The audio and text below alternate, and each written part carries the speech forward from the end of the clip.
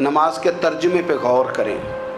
آپ یقین کریں اگر نماز کا ترجمہ ہمیں آ جائے نا تو ہمیں تو یوں لگے کہ ہم تو اپنے مالک کی بارگاہ میں عرض و معروض کرنے حاضر ہوئے ہیں۔ یہ سورہ فاتحہ ہی دیکھ لیں آپ، حضور فرماتے ہیں، رب فرماتا ہے سورۃ فاتحہ آدھی میری ہے آدھی میرے بندے کی ہے۔ جب اس نے کہا الحمدللہ رب العالمین الرحمن الرحیم مالک یوم الدین ایاک نعبد و ایاک نستعین، جب یہاں تک وہ لفظ کہتا ہے تو یہ حصہ میرا تھا۔ اس نے اپنے رب کی تعریف کی، اور جب کہا نا اس نے اہدنا الصراط المستقیم، اب بندے نے التجائیں شروع کر دی۔ اس نے کہا کہ مالک بھی تو ہے، رحمان بھی تو ہے، رحیم بھی تو ہے، عبادت بھی تیری کرتے ہیں تو مدد بھی تو تجھی سے مانگنی ہے نا۔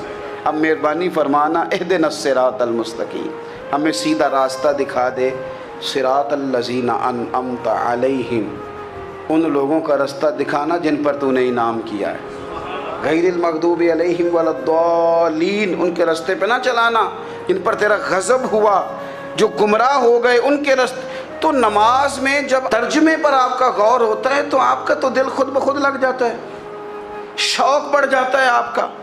تو اتنی چیزیں ہم زندگی میں یاد کرتے ہیں، تو اگر ترجمہ بھی نماز کا یاد کر لیں اور پھر شوق سے پڑھیں تو آپ یقین کریں طبیعت کھنچی چلی آئے گی۔ ہمارے یہاں کچھ لوگ نماز پڑھتے ہیں پر بڑی لاپرواہی سے پڑھتے ہیں، کبھی ادھر دیکھتے ہیں کبھی ادھر دیکھتے ہیں، کبھی بال سہلاتے ہیں۔ اور میں نے دیکھا ہے سجدے جا رہے ہیں تو سیانے سیانے بندے کبھی کپڑے کو چھیڑ رہے ہیں کبھی جگہ کو چھیڑ رہے ہیں۔ میرے نبی کریم صلی اللہ تعالیٰ علیہ وسلم نے فرمایا ان لوگوں کا کیا حال ہے جو اپنی نماز میں نظریں آسمان کی طرف اٹھاتے ہیں، رکوع سے اٹھے تو اوپر دیکھنا شروع کر دیا، کیا حال ہے ان کا۔